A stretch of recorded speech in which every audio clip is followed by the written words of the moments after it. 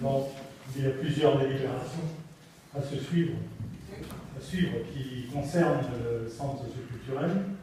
Moi, je ne vais intervenir qu'une seule fois en bloc. Alors, de façon tout à fait anecdotique, et sans qu'une décision n'ait été prise officiellement au conseil d'administration du CCAS, est apparue au milieu de l'année 2015 une nouvelle expression à Dinard, centre socio-culturel, qui, paraît-il, remplaçait le centre social. Alors c'était assez surprenant, on ne savait plus très bien quelle expression on devait employer, et c'est toujours un peu flou. Puis vient une réunion où les deux représentants, Sylvie et moi, de l'opposition au CCAS, furent conviés, mais tout avait déjà été décidé, visiblement, et fonctionnait même déjà en partie. Aujourd'hui, enfin, les changements font leur apparition au conseil municipal pour que tout cela devienne légal. Entre-temps, le CCAS est débarrassé du centre social, je dis volontairement, débarrassé du centre social, c'est-à-dire des nourrissons, des enfants, des ados et des familles, puisqu'il y a 4 structures liées à la société. Alors vous avez des arguments parfaitement recevables, et je veux bien croire que des améliorations pouvaient être apportées dans le fonctionnement, dans l'harmonisation, en particulier avec la culture, et entre les services.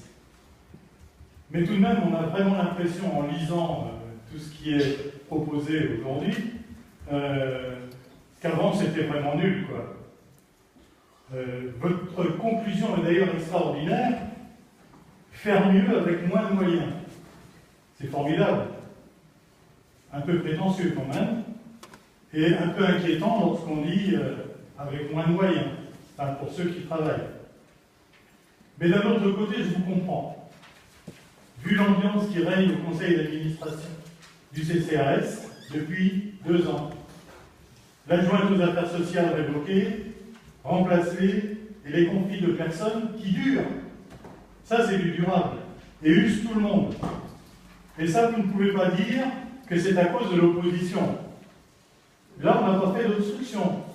Au contraire, on a essayé d'apporter notre expérience en permanence. Et là, il n'y avait pas la presse, il n'y avait pas de public, on a toujours essayé de travailler comme ça. Donc, c'est un peu désolant pour le CCAS, c'est même beaucoup désolant. La dernière en date, ce sont les désaccords violents sur le pôle santé que vous aviez créé.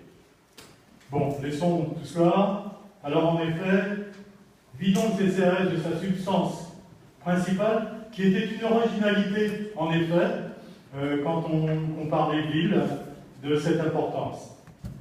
Aujourd'hui, il va rester au CCAS un conseil d'administration pléthorique par rapport au menu qui est proposé et qui va être proposé. Par exemple, le choix des repas des anciens. Voilà. Parce que le foyer logement, lui, il fonctionne pratiquement en autonomie et à la limite, il n'a pas besoin de nous. Enfin, il faut bien sûr contrôler, valider les budgets, etc.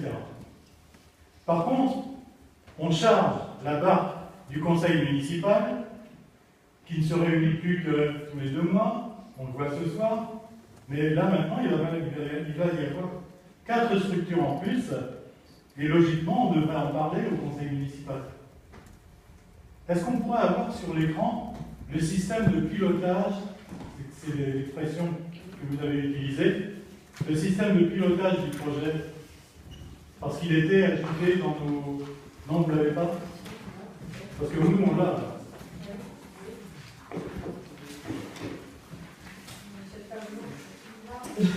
Alors, comité de pilotage, c'est une expression qui a été inventée il y a 25 ans à peu près dans l'industrie, pour faire fonctionner les usines. Donc, depuis, c'est très à la mode, et pourquoi pas... Hein. Enfin, j'espère que la France ne prend pas modèle sur ce comité de pilotage. Vous ne l'avez pas? Enfin, c'est pas grave, mais Notre premier argument, lorsque vous nous proposez ce changement, c'est la simplification. Alors, je veux bien y croire d'ailleurs sur le plan financier pour les parents. Mais je vais donner quelques exemples de la simplification. Donc, tout fonctionnait avec le CCAS, qui était déjà utile pour autre chose, évidemment. Là, on crée un comité de pilotage avec beaucoup d'intervenants. Je vous remercie d'ailleurs d'avoir tenu compte de ce que j'ai dit l'autre jour à la commission, c'est-à-dire au moins d'introduire dans ce comité de pilotage des membres du conseil municipal, alors qu'il n'y avait que les adjointes de prévu. Bon, c'était un petit peu curieux. Alors par contre, ils ne seront pas nommés, comme dans toutes les structures, ils ne seront pas nommés par le conseil municipal. Vous avez prévu de les nommer, que le maire les nomme directement par arrêté. C'est un peu curieux. Le conseil des sages aura d'ailleurs sa présence.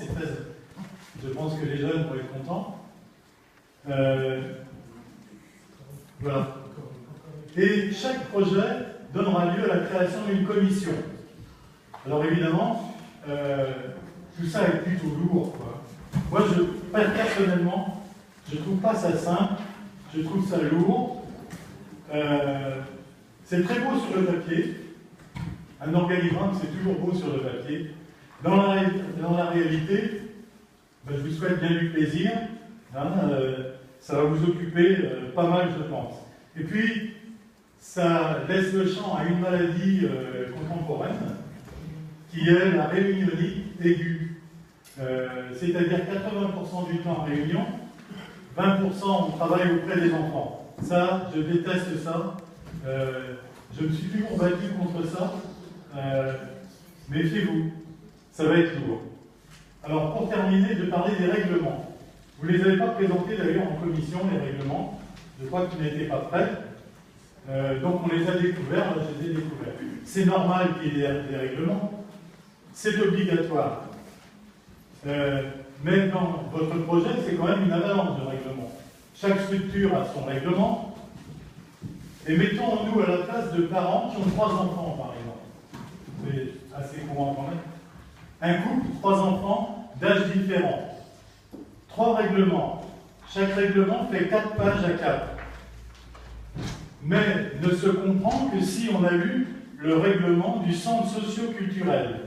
8 pages, qui seront affichées dans les locaux. Ça fait quand même un peu lourd. Hein. Alors vous me direz que la plupart qu'on ne dit pas les règlements. Et que les règlements, au fond, ils n'interviennent que quand il y a un conflit, quoi. Et si les enfants déjeunent à la restauration scolaire, qu'on appellera plutôt municipal, il y a encore un autre règlement qui s'ajoute. Tout cela s'ajoutant, il faut signer tout ça, les lire théoriquement, tout ça s'ajoutant à un dossier qui comprend 10 pièces, autorisation, attestation, etc. Ça, c'est parfaitement nécessaire.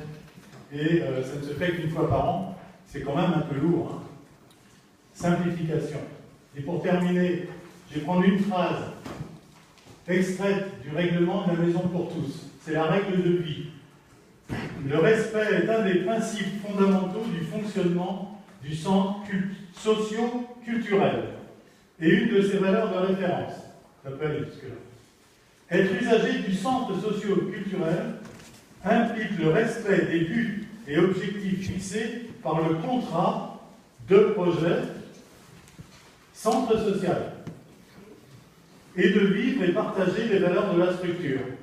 Alors ça, c'est une dissertation de sciences sociales que vous proposez à des parents qui vont sur un chantier, qui vont au bureau ou qui vont travailler quelque part.